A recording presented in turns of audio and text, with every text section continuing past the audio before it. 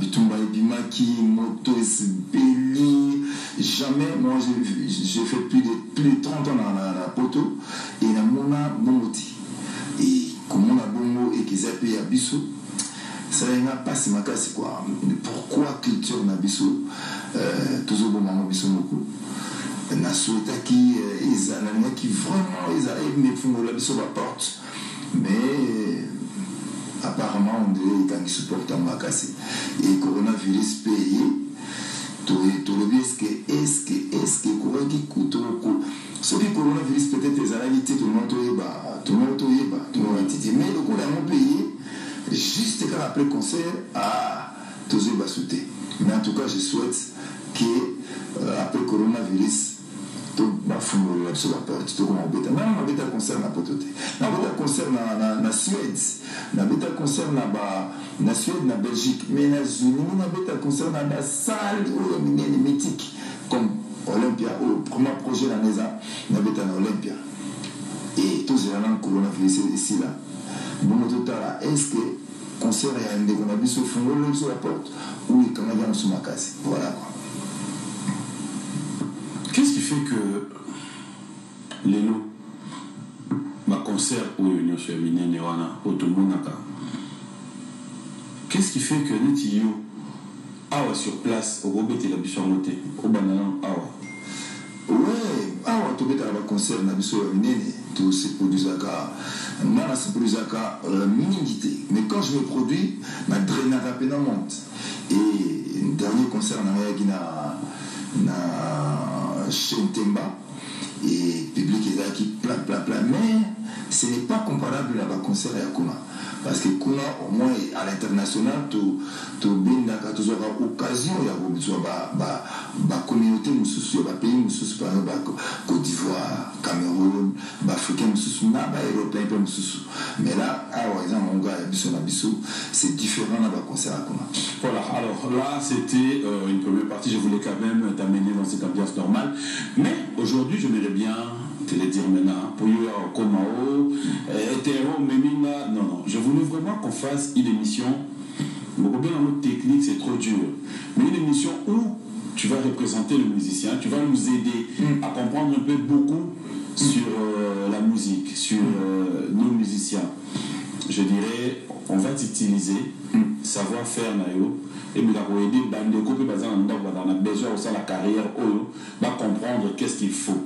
Alors déjà pour commencer, qu'est-ce qu'il faut pour comprendre qu'on est appelé à être un bon musicien? Signer là que ça monte pour comprendre que talent dans un angle, don dans un angle, il faut appeler ça la musique. Ben déjà un bon chanteur c'est différent d'un bon un bon compositeur. Bon compositeur. Okay. Bon chanteur. Moi je prendrais par exemple Papa Wemba. Moi j'ai eu la chance au Solona et moi trop. Il me disait qu'il n'avait pas le temps au Komaranzembo. C'était un très grand chanteur. Mais Kozoloko Rochero par exemple, c'était un grand compositeur, un très grand chanteur aussi. Franco, un très grand compositeur, un très bon chanteur aussi. Batumsu bazana deux bureaux quoi. Bon, mon tour il a la musique à Rotala, soit à Koyemba, Penza, à Kota la gamme, mais c'est faux il m'a note. Sur le petit dos, il peut faire mon dos, sur le petit dos, il y a donc vous voyez, bah dire qu'ils ont bien dans ma bio cause à la chanteurté. Na bandi pour la moto il a la musique. France a déjà dans le qu'on a l'itoi. Ya Oyeba. Parce qu'ils sont autant dans la musique pénalité mais tous à un moment on a l'itoi. L'itoi est quoi ça raté. Na Oyeba son na zoyemba bien ou na zoyemba bien. Mais pour la bateau sous bali ba comment ranzembo sous bali ba grand bateau comment. Je prendrai par exemple mon frère Oazé quoi, ça c'est un grand recommandé pour texte. Et on voit aussi les Soumani. Félix par exemple, un très bon chanteur. Ok. Et on voit Bilabel par exemple, maman Bilabel, une très grande chanteuse. Donc, et quoi, na déjà na l'avance oyeba ke nazoyemba na gamme nazoyemba mabe ou nazoyemba bien nazokoma texte nanga bien et déjà est-ce que forcément un compositeur faut kaka suka na moyembo pas comme un chanteur? Non, pas forcément. Qu'est-ce qui les amène dans ça? Je prendrais par exemple le guitariste Oyo. Il y avait un guitariste aux États-Unis, trop. Il écrivait tout pour le film Madilo. Les solistes, il s'appelle comment Nabou Samié. C'est un grand compositeur. Mais il m'a été. Je prendrais par exemple Didier Mila, a disparu tellement que tout le monde a été, mais c'était un grand compositeur aussi. Donc, pas forcément Moutozo Komanzi Mouazala chanteur. Moi, par exemple, je suis un très bon arrangeur, un très bon compositeur aussi. Mais j'ai la chance aussi d'être un très bon chanteur. Je venais là pour chercher maintenant à arriver là sur le Mimiso. Lui, est-ce que le Memagio a des chanteurs? Les chanteurs déjà na bomona na comment on a que na do pesa ba ninga ba nzembo et après des amis t'ont influencé de dire que Yomorupe tu peux. Non, nazali déjà quand même bien kala makasi. Moi j'avais des petits nanga mongoneti par exemple Alain Pela. Na petit nanga pena wa yebi ngande na rosoa. Azali mwana muke nanga nazoyemba déjà. Et puis azala banzembo nanga kuto ya kala wa yemba tilelo mwana zoyembela ngabo nazo et je sais sur le tunnel un peu là ok bah mélopé n'a pas monsieur bêta là wenge. Ah bon? Ouais, bah mélopé n'a pas monsieur bêta là grâce à Iko bah mélopé n'a pas monsieur bêta là c'est mobile qui c'est mobile tu vois là là ah mais monsieur pour les amis sur Kutanina par exemple nazo pata Alain Pela au même elle qui n'a pas monsieur boulon Pela Bamonde bien. Mais tu mais qu'est-ce qui faisait qu'à cette époque-là, tu donnais et que toi-même tu. Il y a une motivation et commissariat jusqu'au décider. Nadinaki, nous avons bien. Nous avons les colo ténor, mais avec l'âge, titi aïwa. Nous avons parents qui ont la musique. D'accord. Et c'est vrai, en tout cas, ils ont eu à freiner départ et à carrière. Ils ont quitté il fallait la bande parce que nous avons une époque Marai. Ok. C'est mon ami d'enfance même, tu vois, il classe mon bande à l'école primaire, mon baptise. Mais mes parents, j'ai failli même jouer dans l'orchestre Marai. Donc,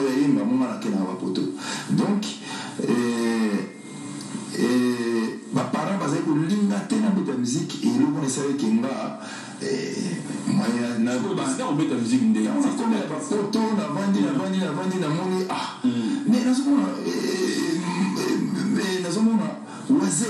succès. Et pourtant, ça c'est vrai, c'est histoire. Tant on a yemba na époque où on a eu un tour à Zota la biso. Il qui n'a biso à Zota la biso. Les gens tous yemba, n'a pas été on a pas malade. Petit là. Bien sûr. Ah bon? Combien d'années? Il y a 4 ans. Ok. Ouais. La voisine, c'est l'ami de mon petit frère. C'est lui qui vient après moi. Et quand on. Il déjà à niveau de quartier. Oui. On a d'autres musiques, le bassiste des États-Unis. Ok. On a d'autres musiques, Jimmy Yaba, le soliste Nazaïko. On a d'autres musiques, John Nickel, Nakra Zaïko. Et donc, Nazaki, bon, c'est vrai qu'il y avait John Nickel, Nazaki vient dans ma mère, Nazaki quand même, Nazaki déjà au bêta. Mais d'abord, qu'est-ce que ça va quartier? Ok. Mais parents, au moins, on a parlé, on a parlé, donc, bon, mais tant qu'on est dans quel poteau, il y a eu mon consolasé quoi. Aux réflexions, là, on va aller loin, on va bien monter. On sait quoi, on dit qui n'a eu la poteau, il s'y a, à quel niveau la père n'a pas allé. On a la poteau, il s'y a père à l'objet, père est venu sur la musique. Oh, père est venu sur la musique. Donc, on a le bail, on a assisté au Luban, on a bandit payé ma musique. Donc ça dit qu'il a dit nous avons pexana na beta musique à lobby na beta musique parce que mon aki azoyo kané nazo komela ba grand musicien banzembo mais bon, on n'est pas bête à musique. C'est un yaye, avec père, avec bête à musique. Car quand on aussi sait que sur la naïa kenaï, na bandi ko zongi la ko koma banzembo. Timo comme sous la bengi wa se bona, mais bon, on a banda pena, na bête à son maman. Nina sa programmation na titi na lukima moko tina kikuta na Philippe Guez. Philippe Guez t'a yokina aux révélations. Dieu me voit. Abinama abi l'écart sans la tunae. Abinama tisi était fort na mélodie. Mais avant il y a Philippe Guez avec bonama, na kutana déjà papa Wemba. Papa Wemba na même miloba. Bizarre. Vous avez fort la mélodie. Avec la continué à la biroté. Pour le voisin, la biroté quelque part en 93. Avec le frère à l'anda. Mais en tout cas, à vrai dire, il y a très aucun anda. Tu as écouté un monde qui a malamogo na bandi ou de ta musique. Voilà à peu près la musique. Donc c'est parti comme ça et après les parents ont dit quoi? C'était une surprise. Après, on a bu ici, on a le bosso, les parents Yoki. Dieu merci, album Nanga Liboso, je m'appelle toi, meilleure chanson de l'année avec Bajuna et Bakonika, on a meilleure chanson de l'année, et Amanda la Duchesse, meilleur album, je m'appelle toi, album, voilà, meilleure révélation de l'année, et puis mon gars qui meilleure chanson, meilleur album, révélation de l'année, 4 et ça m'a pété. Et puis dans le même album, j'ai été choisi parmi les 6 meilleurs artistes d'Afrique centrale, Kora. Ok. Donc je suis le seul jusque-là artiste dans le premier album et à Ouzala Ndengwana. Voilà, le jour à l'occasion à Olobango. Oh, mais ça me fait plaisir. Ça me fait plaisir de les découvrir ici. Alors, Andor Yawana, est-ce que ils ont vraiment important où ça reste parole d'évangile que être leader d'un groupe, leader faut y dans la meilleure ou les musiciens leader ou on va dire les amis moto comme Mima Group pas forcément meilleur que le groupe là vous appelez grand stratège peut-être un groupe. Il y a une groupe l'idée de la stratégie mais il n'a pas clairement pour un bon leader c'est celui-là il y a une groupe même artistiquement parce que le groupe faut il faut un leader à solo pour il faut grouper sa idéologie il faut nous un vrai leader à groupe voilà mais ceux qui nous peut-être il y a guitariste ou peut-être il y a chanteur Maoboé. On a un leader il y a mais l'idée peut-être il y a un groupe en haut il y a une stratégie. Il y a des groupes où les musiciens pas les qui leader dans Oyemba. Ah oui, bien sûr. Moi, un chanteur, très bon chanteur. Moi, en place, peut-être il y a comme moi. Mais comme Nazara, leader, il faut que pour la musique, ah d'accord. C'est là où je récupère l'idée. C'est là où je voulais quand même qu'on en discute aussi. Ça fera peut-être partie. Il y a pour aider plus musique de Bisso. Et il en a chaque fois, mais je réfléchis par haute voix. Est-ce que c'est pas à la base aussi au Bino Salara, au monde que leader foyer Bagnoso? Je donne un exemple. Guitariste Robeta Panayo, Azan a savoir-faire naïe. Mais au fait, c'est comme si moi, à s'exprimer, à biner ça, parce que bino de la leader, au moment où il faut que ça y est, ma rythme. Beta Boué, là, on a changé Boué. Est-ce qu'il n'y a pas moyen de leur laisser s'exprimer? Oui, tous les pays qui ont musique, ils ont art.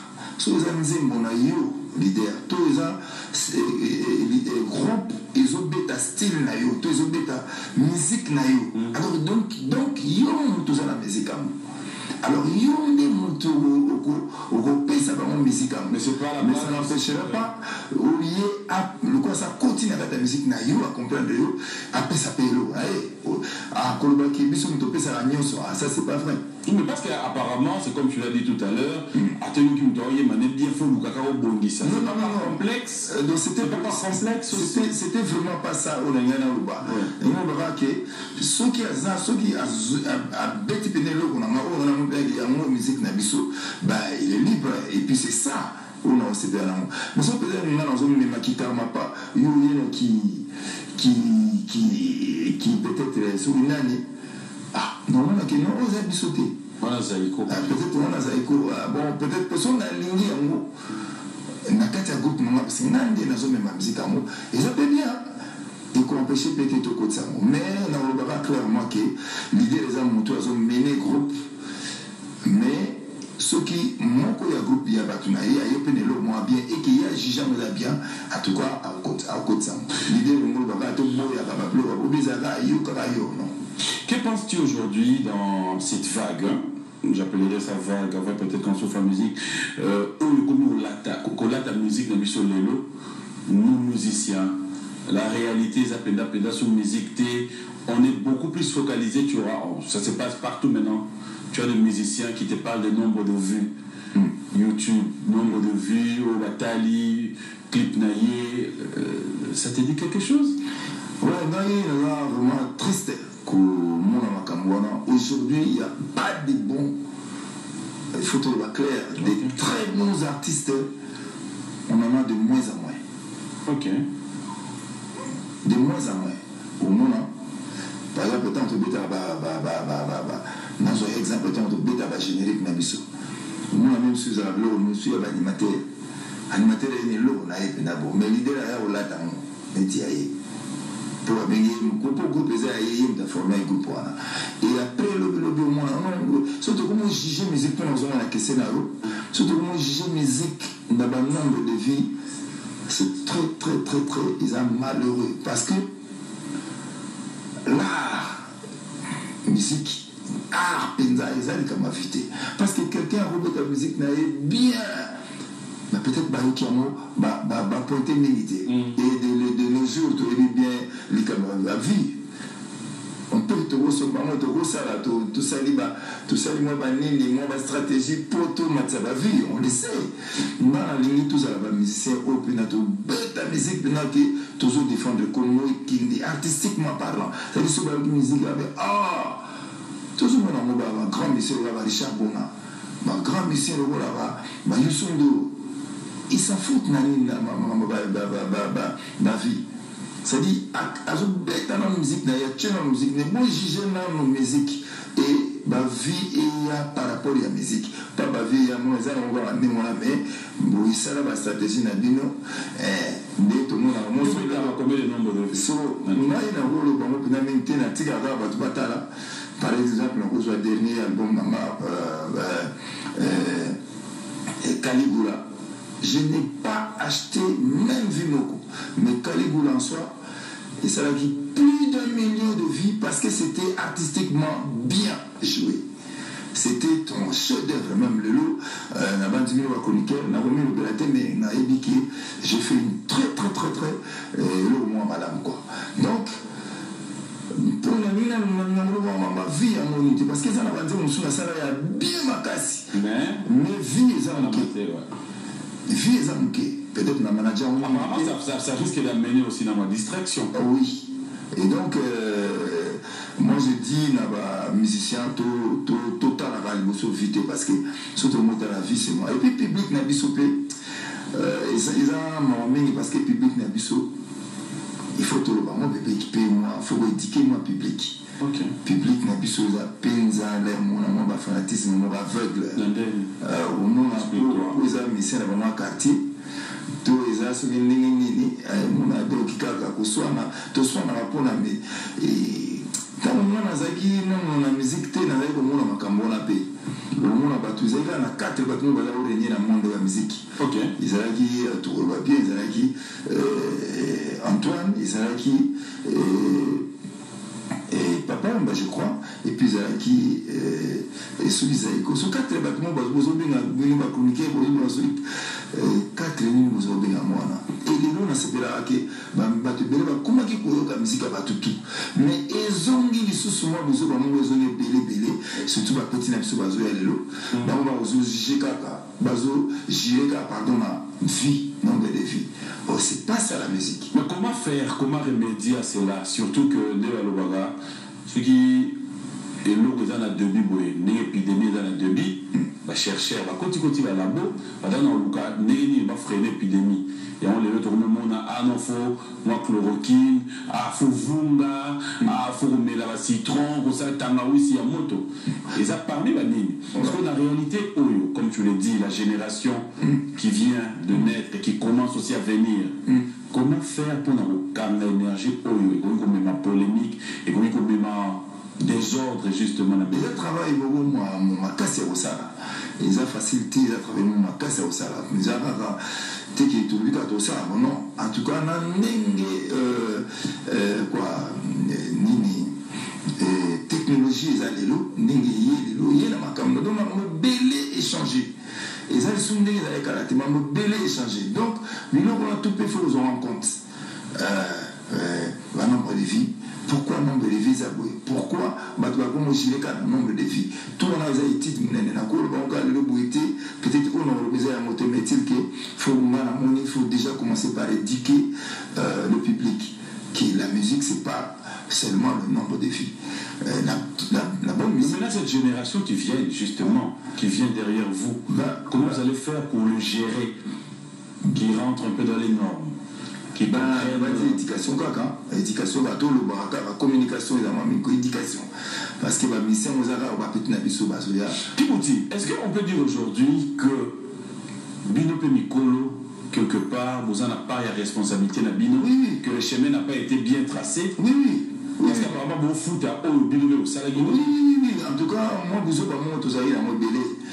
surtout Biso la musique na Biso la Congo toyena biso baebele omoni bapeti na biso mpe balandika mpe biso bango ezokola kutu esimplifie donc il faut biso moko toyeba déjà là où on a failli donc il faut toyeba quand même tosalaki mabe boye tosalaki boye tala neti par exemple musique ya liboso ezalaki kama plein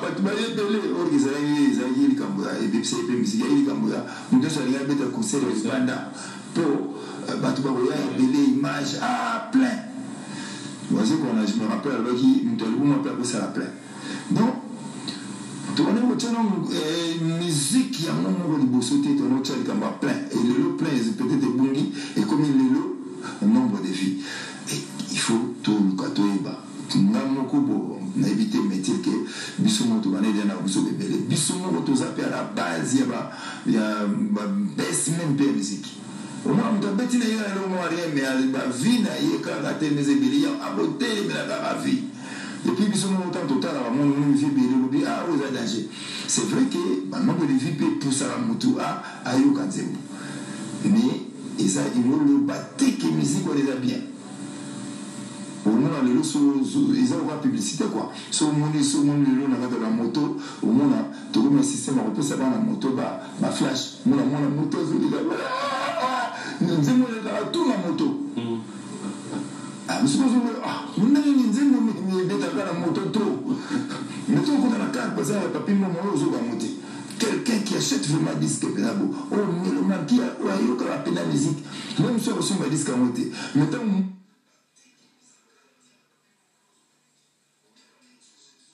moto kolega ezo konfluence comme dans la musique ya moto oui lelo na moto ezoloba trop so nga nze moso ya découvrir na moto kaka mona ka moto leki tozo mpona boye ntango mozoba mote mais moto okolega boye yango kuna okoleka boye yango non c'est vrai ça c'est la pub yanzembo pour pousser bateau bayoka nzembo mais ce n'est pas et nous l'accepter que nzembo wana ezometa na moto trop que yango mais ça fait nzembo Karmalov Kibuti qu'est-ce que tu regrettes avoir fait indépendamment de ta volonté mais que musique n'est même ou encore polémique n'est même dans le monde et que quand tu le dis là avec tout ton cœur sur ce plateau, qu'est-ce que tu regrettes avoir dit ou avoir fait que tu n'aurais pas dû? Pour être sincère, hein? Sincèrement, Kolobake Nazana et Loko Penzana qui est raté dans la musique, je remercie le bon Dieu de Pessina et talent Oyo. Mais Kolobako regretté.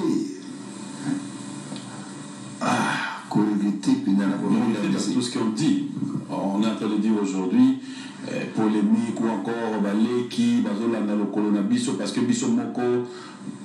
Qu'est-ce que tu regrettes, toi? Honnêtement, je ne regrette rien. Je ne regrette rien. J'assume. Nous appelons la faute de Bélé.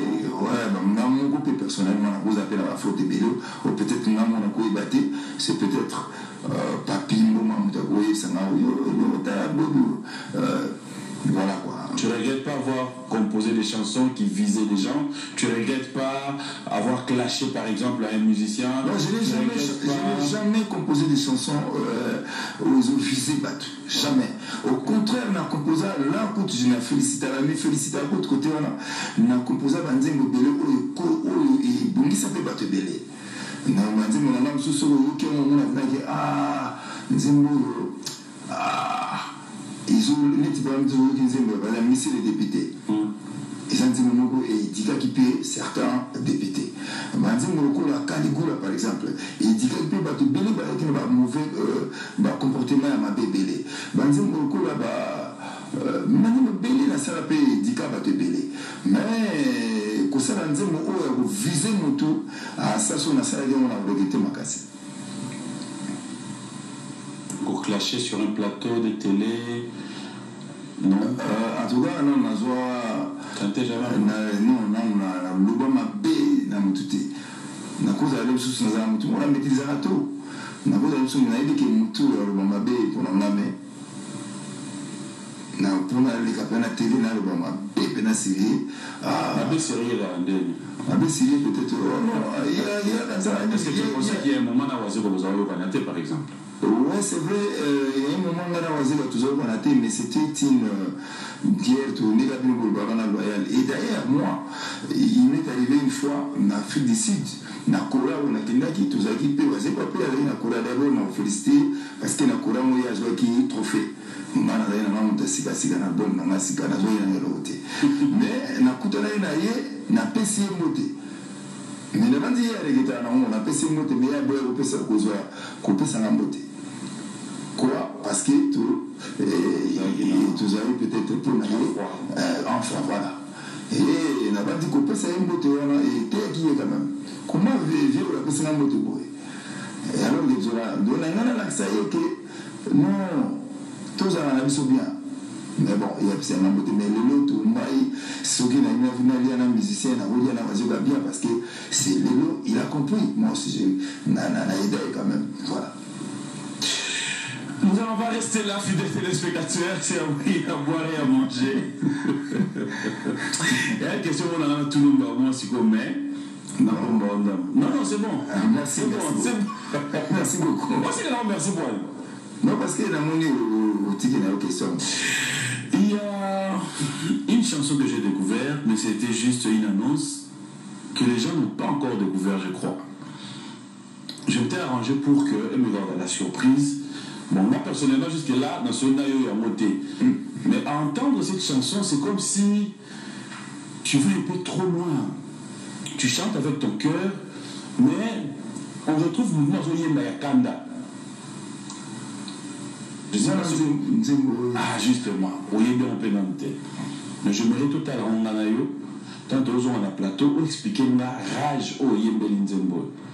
Et je sais que ce n'est pas encore sorti, tu seras surpris de dire Nation en web. On va regarder, fidèles téléspectateurs, on se retrouve tout à l'heure.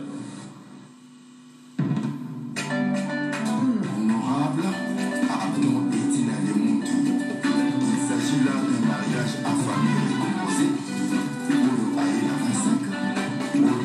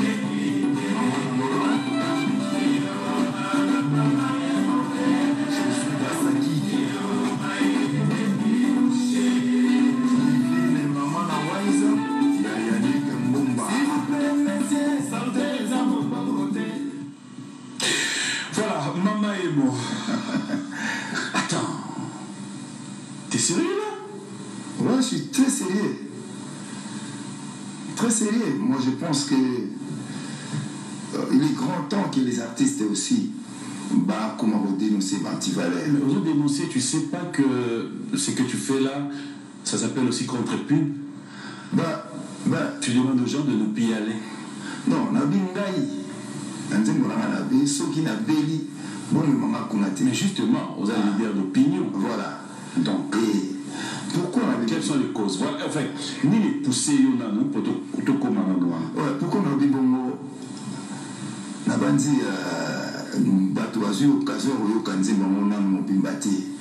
Mais sur le Kinzi, on a 4. Quelque part, on a Zolba, Batoazo, Koufa, la négligence.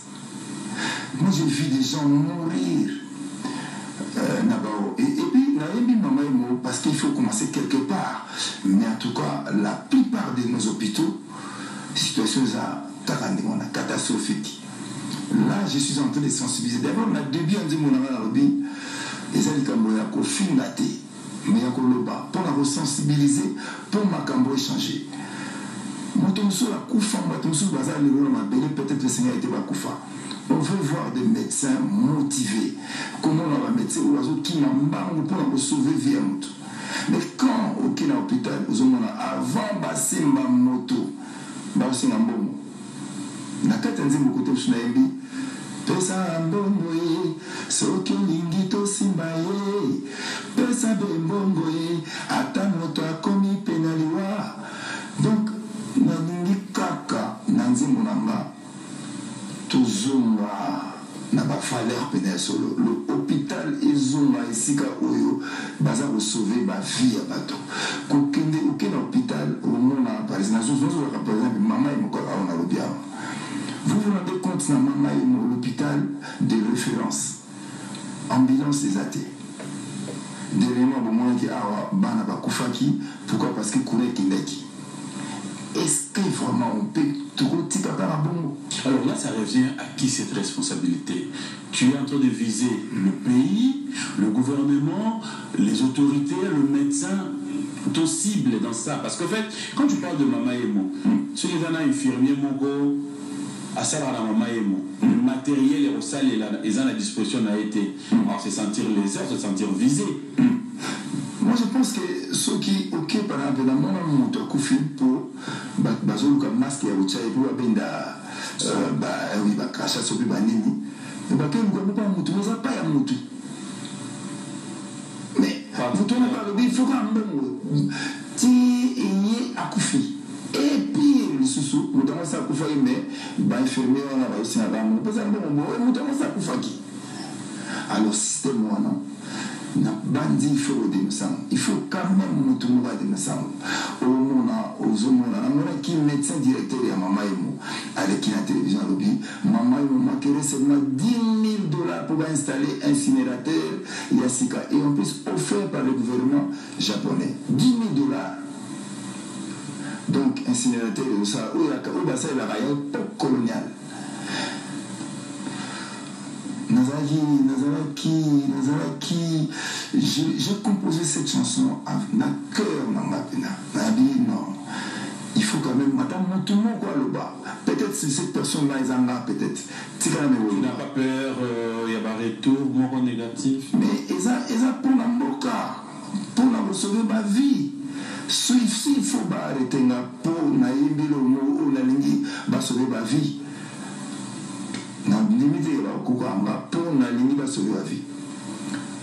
Je pense que nous sommes dans un pays où l'autre est démocratique. Tout un pays tout changé. Ils ont sensibilisation. Je suis en train de sensibiliser les autorités. Peut-être même que pratique l'hôpital. Il y a des infirmiers où qui c'est la carte poche naïe. Donc on a dit qu'il y a malaria, mais il y a kisi en galamatisi. Parce que nous tous on a kisi il y a une pharmacie. Nous avons kisi alors ajouter la kisi. Alors combien de kisi il y a les karma. Oui. Tant que nous autres nous avons tout baraté et il y a par hasard. Ni 15. Na yo beaucoup d'intérêt maman yo sali crise. Na kota numba la moko wana to a doublé. Ce qui est les crises. Ah, voilà pas une ligne, va restaurer les karma à Bandeli. Ah, non, nous sommes malépulés. Nous sommes totalement sengaka et nous baraté. Ceux qui nous 15 à Zanayo, écoutez bien le terrain à Mama Yemu. Nous sommes et sengi au piqué crise. À côté nous wana toi doublé.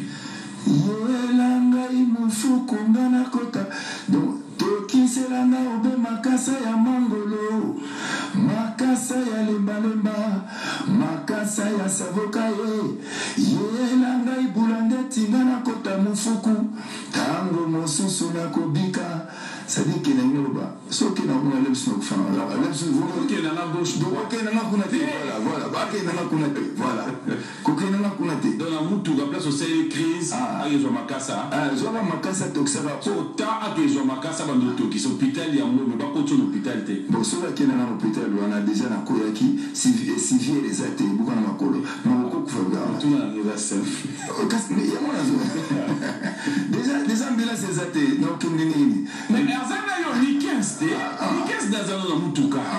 Si on a les crises na terrain, question na yoga simple. 15 ba. Quand na terrain wana ya mama yemu. Yo ça les crises. Parce que 15 à l'hôtel à liboso na moni porte ya mama yemu. Akena yo doit doubler. Akena na kuna te paro.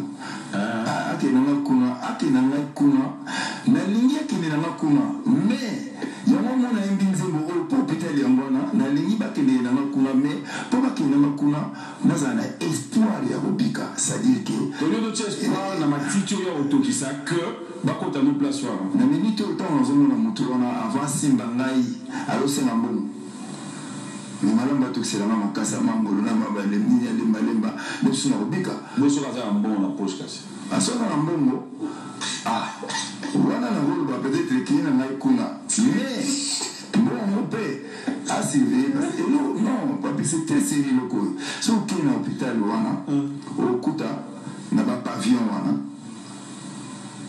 bato baza kolamba biloko bato bazolamba na banzela wana banini omona bampuku ya minene banyau na bangembo.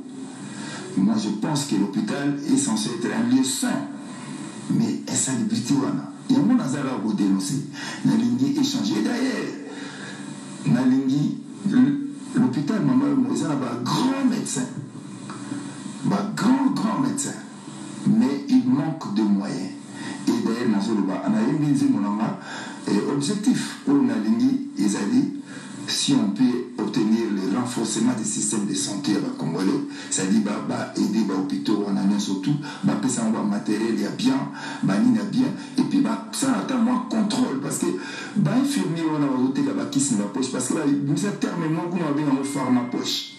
En pharma poche, c'est vrai papi. Oui, on a ça dit enquête avant la salle en ok. On a ça dit enquête moi pharma poche. Ouais. Na pharmacie à poche. Pharma poche, c'est-à-dire qu'il y a un kisi na ye, aza pharmacie te mazana kisi na ye. On a opesa mbongo nazana kisi moi. Amisi kisi na poche. Est-ce que ça y a bien? Est-ce qu'il y a un grand samangona que je salue à yimbi na kati kunabi bako yako to bambai to ngai sombami na pharma poche ya moto bako yako milisangaki nini esalama soki na bikedise yango babaki aza sûr te na kisi wana et puis ayebi kisi yango ezobima na poche ya moto est-ce que eza vrai yango wana nazolinga baautorité bayoka message na nga mpo babongisa bahôpitaux wana mpo biso eza hôpital oyo eyambaka bato ebele bazosanga bamoyen ce sont des grands médecins et ils sont démotivés. Naza kaka objectif eza naza kaka makambo koma bien parce que mutu musa kuba kufate na kufi kaka po parce que matériel les athées pour infirmier ou un corps médical baza. Alors la chanson c'est élargi ou tu restes que sur Mama Emo? Non, tu vois puisqu'il faut commencer quelque part et moi j'ai fait mon enquête dans l'hôpital Wana mais ceux qui la clinique danoise les cliniques chinoises ex-danoise mais nous comparons on est dans la maison hantée car caractéristique ya maison hantée ezali omona bangembo bavampire omona banyamu omona bapuku l'hôpital exingeli ezala ndenge wana te vraiment nazolela makasi naza kosenga na baautorité so bazoyokanga vraiment barestaurer bahôpitaux wana nyonso mpo population ekoma kozwa soin ya bien tokufa lisusu na négligence te moto mosusu wana ayaki aye kaka akufi kaka ale mosusu po lisusu akoswa lobimo robine na lisu ekomi infecté pour peut-être basala nini eza te bazosenga ye mbongo toti akufi oyo peut-être akokufa te yango wana nazosenga nalobi awa na bandi ya nzembo nanga eza mpona kofinga te mais mpona kosensibiliser pour peut-être baautorité bayebi te qu'est-ce qui se passe na bahôpitaux na biso oyo alors batiaka pour babongisana voilà le but ya nzembo nanga. Voilà, le message est passé. Il y a tellement de messages. Un grand merci comme ça. Félicitations à Sankara de Kunta, featuring Yorobo Swag. Je lis votre chanson. Je pense que le dimanche prochain, on pourra aussi donner l'occasion à nos téléspectateurs de vous découvrir. Claude à bel ami, ton bel ami. Bon dimanche à toi et confinement radio. Claude spécial à toi. Un grand merci comme ça à Stéphanie Lacayotte qui nous suit aussi avec beaucoup d'attention. Merci à Jérôme Brown depuis les États-Unis. Don Missele, clin d'œil spécial à toi, don de Dieu, merci. Et trop de bonnes choses à Joe Boendoa, Fiston, Tezo, Eric Tezo. King Maki a dit, je te dis merci. Fiston Saï Saï, un grand merci pour la visite. Et puis un clin d'œil à Willy Moucheni. Je reviens avec vous, lentement on va chiter. Aujourd'hui, Bandeko Bazola Danandaku, Bandeko Bazola message, il y a des gens qui confirment, qui te disent d'ailleurs félicitations. Merci. Ils disent déjà merci pour ce courage aux Aranamoya de dire tout haut. Tout bas. Les gens te félicitent. Mais là où je voulais maintenant collaborer de l'eau moins kekaka. Nzembo oyo. Révélation makambo sur parce que au vivre kamoro ya bongo et la famille na yo moko. Ouais, c'est vrai que ils ont raté pour Nicolas Mouakoufi, ni na Mbenzimbo. N'ayons pas na candidaté, mais Nazaki très triste. Voir des bateaux, Moutousou Akoufi, Nathalie Benaba, Moutou Koufate, Makoufi. Nazaki très triste. Ils ont raté pour la famille de Mouakoufi, ni na Mbenzimbo. Mais ils ont vraiment. Ndika na mutu ba awa eza pour la population na yebi bato bazana bambongo ebele soki babeli mingi bakende Afrique du Sud mais en Afrique du Sud soki kuna okuta ba médecins congolais baza ebele qui ont étudié na ba médecins bazana awa baleki ba médecins baza awa te mais seulement ba médecins baza awa n'ont pas de moyens et la place na bengi ba médecins. Alors, je pense que la chanson devait être ciblée dans Bakonzamboka. En tout cas, pour tout le monde, nous sommes tous concernés dans les infirmiers, au bazo sala, batika système, il y a pharmapoche. Et puis, d'ontologie. Non, parce que va mal payer, parce que. Là maintenant, c'est là où le gouvernement faut intervenir. Infirmier wana bakoma kozwa motu penza mosala na bango oseli mosala bango oseli veut dire kosauve bavie ntango moto aye naza na mbongo te ozosinga kaka nano mbongo akokufa yo conscience na oyo ozala vraiment tranquille. Mais je pense que baza bato bazonga normal bazonga bato e nanga na bakisa eloko moko insalubrité, ils ont raté ma condition, propriété, place, voilà. Faites quand même quelque chose. Maman, qui est au dont il y a groupe électrogène.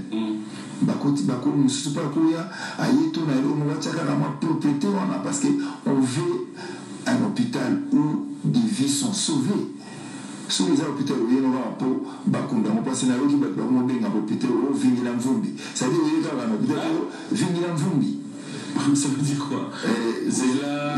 C'est là Bembe. Hôpital va rouler à Vingila Mvumbi. mais les gens vivent. Et puis en tête, il y a des gens qui au moins en moto kufi na kene na morgue za lumba solo. Mais solo na ko pesa sur maladie mususu. Muto yeki na maladie a pesa na typhoïde ou to ni bisunyo so za ba solo banini. Mais obeka neni parce que solo ya wese zaliwana, solo ya morgue zaliwana, obeka neni. Alors, Isabaka, nous sommes tous concernés. Nous sommes malades, tout est rappelé, tout est rappelé mon enfant. Tout est rappelé, politique, ma magie, ça n'a pas non. Tout est rappelé, causation, tout est rappelé, causation, mon enfant. Mais nous n'avons pas les causation, mon enfant, à un bon côté. Donc, ils ont moins complète. Donc, c'était difficile. Alors, on a l'obligation nous avons besoin qu'on puisse renforcer le système de santé et congolais. Je pense comme ça, ce n'est que comme ça qu'on pourra sauver des vies. Tous les ratés au coronavirus, tout ça, tout le monde a dit que ils appellent cause des gens bébés. Peste pourquoi en tout cas, na sengi na ba médecin. Que je suis là pour vous qui aime bien châtie bien. Nous avons que vous avez un grand médecin, il vous faut des moyens. C'est pourquoi nous avons les politiques ça des moyens et comprenez je suis là pour dénoncer et locaux ils ont tout mabé. Mais bino vous avez qui n'a pas poche, ne faites plus ça parce que comme ça bon voilà. Voilà, le message est passé. De la même manière, fidèles téléspectateurs, nous en avons aussi des échos. Ça, il faudra vraiment qu'on dénonce. Attends la pandémie, dans la bataille sous Bazo Lela. On met mine de coups. Qui peut des malades, prise en charge, les autres ont la nouveauté. Qu'est-ce qui se passe? Peut-être faudra revoir. C'est vrai, nous ne sommes pas parfaits, mais essayons à chaque fois de pouvoir se mettre à la place des autres. Il a enseigné beaucoup parce qu'il a un sujet très très très intéressant. Dans le braquet,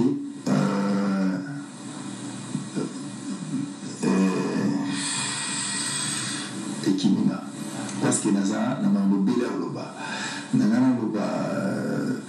peut-être ceux qui m'ont toyé, n'a pas de Konzi.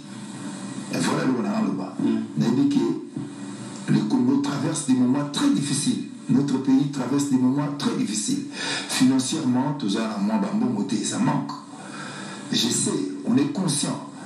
Mais, pas comprendre les bisous, pas comprendre les gars, par exemple, ils apprennent à sensibiliser. Je comprends qu'il y a moyen de faire. Mais, Nanina Kikaka, moi en compte. Comme Peko, Kochaka, na beti bravo, ma casse na président de la République, n'a pas gratuité et enseignement. Na bien misé mon oyo pour na sensibiliser pe bango, batala pe côté santé, ma comme ce pratiquement inacceptable les autres canaba hôpitaux, peut-être va éviter. Voilà pourquoi on a misé mon ama. Je sais que les pays traversent des moments très difficiles, mais Bazwango quand même. En considération, comment remédier. Voilà. Voilà, fidèles téléspectateurs, il y a tellement de messages, mais si vous regardez la montre, vous allez comprendre que nous sommes obligés de vous dire au revoir. Un grand merci à Jobo Mbala qui nous suit depuis l'Angola. Merci à Odette, Kashita, Patou Maswaku. Un grand merci comme ça à Kadis Mboui, Jérimbo. Merci à toi. Le Moinet, Ted Tendai, je te salue où tu es. Un grand merci à Francis Molé Manjoko, Boba Misso, Roger Bandou, de Cosmo-Coco depuis Bruxelles. Merci comme ça à Doudou Kabongo et Nathalie, Brido Munyongo, Alain Munyongo, tous les amis. Vous êtes nombreux, Moïse Samani, Pati Mayamba, Tonto Toto, Tony Moukadi, Gaël Yimbi, Steve Kabeya. Je présente encore mes condoléances. Je suis de cœur avec toi. Et une fois de plus, je remercie Rodon Chovo, Pati Ambroise et les Gantissimo. On va clôturer un message. Avant d'autres éléments, qu'est-ce que les gens peuvent retenir à quand la sortie de cette chanson? Ouais, en tout cas, surtout je m'adresse à un corps médical qui est besoin de un esprit à bien. Un esprit à bien, ça veut dire je veux seulement qu'on leur donne des moyens et comment motiver pour sauver des vies. et n'a profité pour n'a présenté vraiment ma condoléance dans la awa. J'ai vu mes amis Koufi dans le coronavirus, n'a profité pour le peuple congolais que le coronavirus est allé vraiment une réalité. Tout est qu'on respecte les consignes données par les scientifiques. Il y a régulièrement il y a se tenir à distance, moins d'un mètre, et puis le port, il y a masque, et puis moi, je consigne les tout d'abord respecter. Je dis mes condoléances n'a pas JC Katanga, Malolo Loris la Congolaise, maître Cambodia, maître japonais. J'ai beaucoup des amis au Bakoufi et Nabandi. Et témoignage dans le peuple congolais en considération, tout se protéger, en se protégeant, tout protéger le Banina Moussous. Et Pesa, merci pour réaliser l'album après confinement. Okay. Ils sont déjà prêts, maman et moi après, on a dédié à Alita Chamala, le noble, une très belle chanson. Alita Chamala, ouais. Toujours proche de la population aussi. Voilà, toujours proche. En tout cas, n'a pas si Mbotebele, n'a pas si Dickens Dikenda, de Pem Mbotebele, Aïbi même pas que Nembele Nzembo Oyo, et d'ailleurs, même Alita Chamala, Aïbi Pétégué, c'est quoi le Aïbi? Donc, on a pas si Dickens Mbotebele, Dickens Dikenda, on a pas si Jojo Mandiki Mbotebele, n'a pas si honorable Abdon Etina Le Muntu Mbotebele, et Nalobika on a baillé Nyonso au Balokinga, Nzembo déjà prêt, basé l'amour après confinement. En tout cas, Kouloutunangaï. Et pas aux Alikuna, on a bien que les patriarches Louis Adoko, n'a pas si Motebele, n'a pas si méthode Metikum Motebele, Gogi Moko, Mengi Massamba, le prince Matou, Jetou Matou, n'a pas si en tout cas, Batou Oyasubali Amai Motebele. Voilà, nous allons nous lever. Un grand merci comme ça au sénateur Guy Loando, maître Tété Kaboué et son éminence maître Kazi. Bonjour, bon dimanche à toi. Moi, ça me fait plaisir de passer des très bons moments comme ça. Tichou Mangouta, Dirkab, allez, bon dimanche à toi Tichou. Et un grand merci à Marina, Claude Spécial aussi, Déborah, pourquoi ne pas dire un grand merci à vous tous qui avez suivi cette émission. Moi, je te dis merci, mais est-ce qu'on a le comme la Pâques, dimanche, un petit peu dans le plateau où Mega s'appelle Sabi sur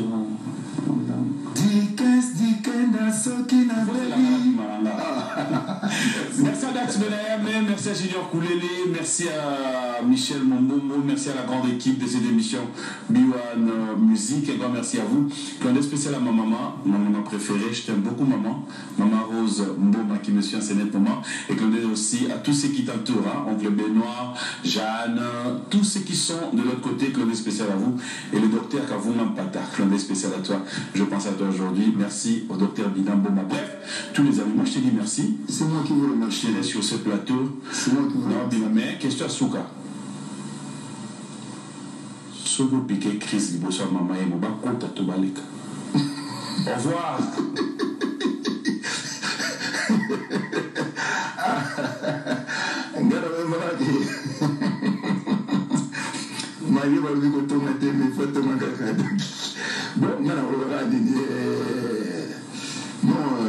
Na sepeli mingi na émission oyo na nini toujours na yo beta c'était pour na nzembo oyo ya maison hantée na lobika ke soki na yembi nzembo oyo eza mpona kodéranger bato te eza mingi mpona kosensibiliser bato nyonso na biso bamalade so tobeli na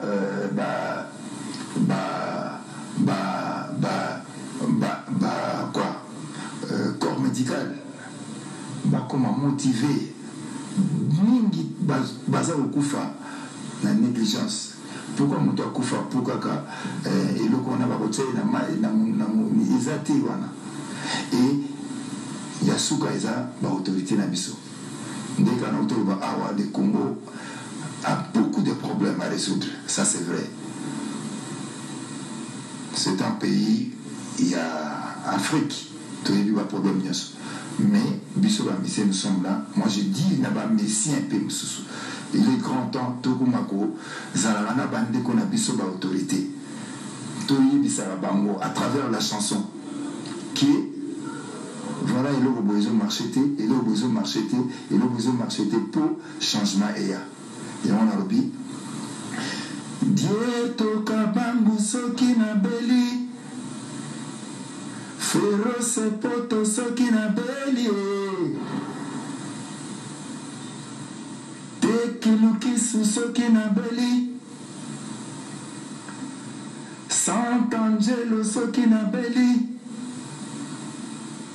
Ah, Nazara Minya Olobate, Louis Adoko Soki na Beli. Merci Minga, tu vois, Nazara Minya Oloba, Nasuiga Wana. Je dis, Nabilo Nusobat Bolinganga, la chanson est déjà prête. Nous avons karaté ceux qui confirment. Et puis, Nagumbami, mes cotipo, n'a remercier les grands Sam Mangwana, parce que de lui-même, Arsenal qui n'avait causé Manzi Momo